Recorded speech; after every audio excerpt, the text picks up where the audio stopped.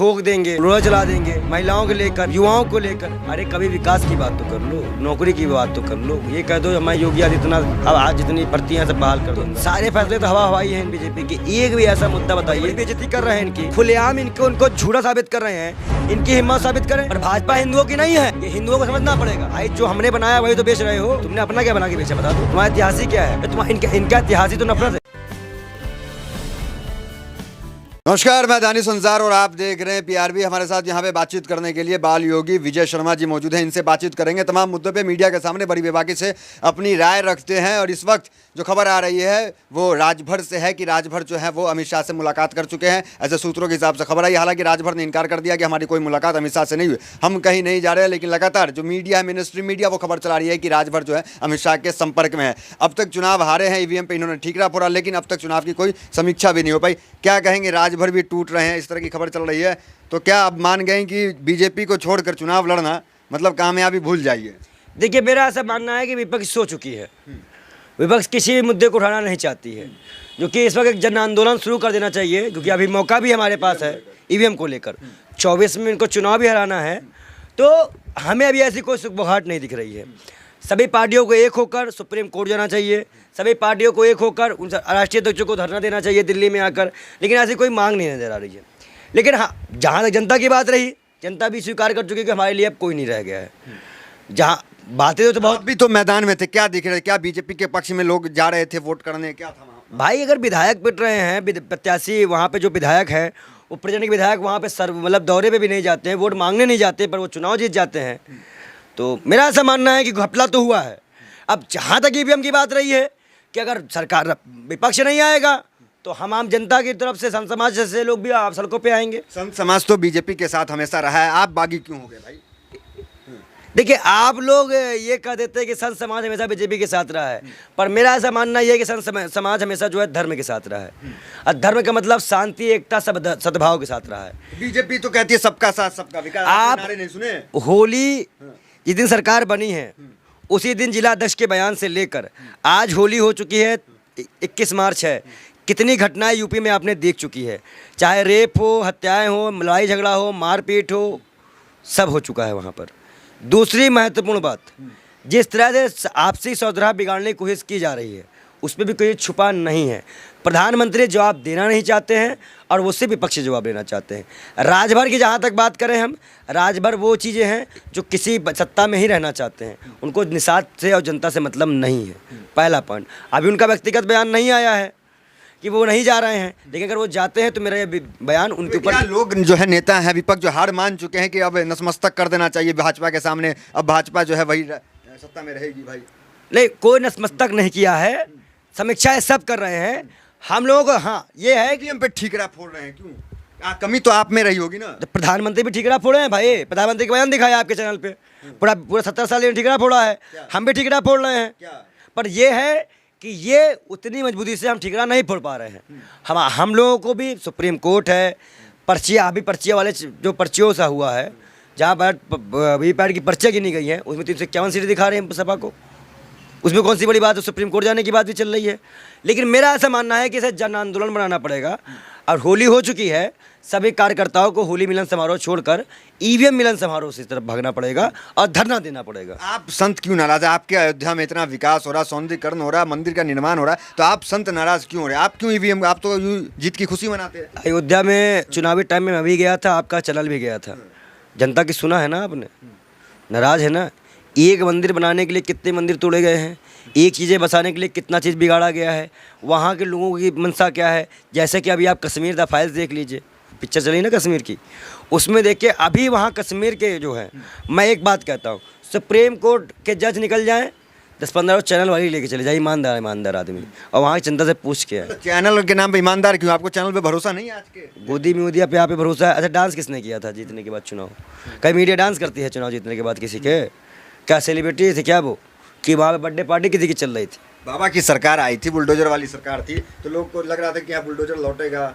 हाँ, बुलडोजर लौटेगा। अच्छा, आप डर रहे हैं क्या? मैं डर तो भाई सबको है, आपको भी, हमको भी, पूरे जितने भी यूपी वाले सबको डर है, क्योंकि चुनाव टाइम आपने देख लिया क्या हुआ है क्या नहीं हुआ है, इसको तो कोई नकारा नहीं जा सकता। इस लेकिन हमें एक चीज़ में ध्यान देनी है कि डरना और लड़ना तो एक बात है। कट्टर हिंदू है कि नहीं, आप ये बताएं, छोड़े वो सब। क्या कट्टर हिंदू है कट्टरता हमारे अंदर नहीं है। हाँ।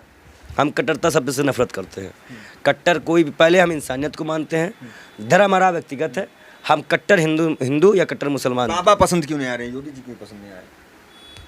अब आप यही कहेंगे भैया कि आपको उसमें शैतान रावण पसंद क्यों नहीं आ रहे हैं। अभी एमपी में महिलाओं के साथ क्या किया गया। रावण के बीच में सीता खड़ी थी। क्या कर रहे हैं रावण, आप देख ही रहे हैं। हाथरस में क्या हुआ, उन्नाव में क्या हुआ, ठोक देंगे, बुलडोजर चला देंगे, महिलाओं को लेकर, युवाओं को लेकर। अरे कभी विकास की बात तो कर लो, नौकरी की बात तो कर लो। ये कह दो हमारे योगी आदित्यनाथ अब आज जितनी भर्तियां सब बहाल कर दूंगा, जितने भी लोगों को मैंने मारा है, क्यों मारा, उसकी समीक्षा करवा लो। लेकिन कोई मांग नहीं होती है। एक कमेटी बनाई गई है। अब की बार जब चुनाव नज़दीक था, जब रेलवे वालों को मारा गया तो एक कमेटी बनाई गई। उसके बाद उसका क्या हुआ, कुछ नहीं। तो सारे फैसले तो हवा हवाई हैं बीजेपी की। एक भी ऐसा मुद्दा बताइए जो बीजेपी ने मुद्दे पे नहीं आई है सरकार जो बनी यूपी में, क्या कह रहे हैं? आपको लगता है मुद्दे पे आई है? आपको लग रहा है कि हम में से किसी को लग रहा हो कि मुद्दे पे आई हो? मुद्दे पे सरकार कभी नहीं आई है। वो तो कहते हैं कि हमारे मैनिफेस्टो पे लोगों ने भरोसा जताया। मैनिफेस्टो में भरोसा दिलाया। भाई आज 21 मार्च है और सिलेंडर मिल गया लोगों को। मैंने खुद मेरे घर में सिलेंडर नहीं आया फ्री। लूज हो गए हैं आप। पहले बड़ा उछल के बोलते थे, क्या रहा मतलब बाबा की सरकार आने मैं आपसे पूछता हूँ भाई, इससे ज़्यादा क्या पूछी जनता आपसे? इतनी बड़ी बड़ी बेइज्जती कर रहे हैं इनकी, खुलेआम उनको झूठा साबित कर रहे हैं। इनकी हिम्मत साबित करें। भाई 18 मार्च को ऐलान था, क्या भाई सरकार आएगी तो हम आपको सिलेंडर देंगे, ठीक। 10 मार्च को 18 को मिल जाएगा। आज 21 है, कहाँ गया? वही तरह देख लीजिए, यूपी में आएंगे, मंदिर बनाएंगे। आप 14 में जीत के आए, 19 सीट से लड़ाई लड़े, 17 वहीं से लड़े, मंदिर नहीं बनाए। तो क्या सबसे पहला काम मंदिर बनाना था? अब मैं आपसे पूछता जाता हूँ, अगर इतना ज़्यादा चिंता थी, 87 से बैठक शुरू हो गई थी, 90 में गई है राम रथ यात्रा, सोमनाथ तक गई, सोमनाथ से निकली, कश्मीर क्यों नहीं? हनुमान जी की यात्रा की बात, कश्मीर, हाँ कश्मीर क्यों नहीं पहुंची थी?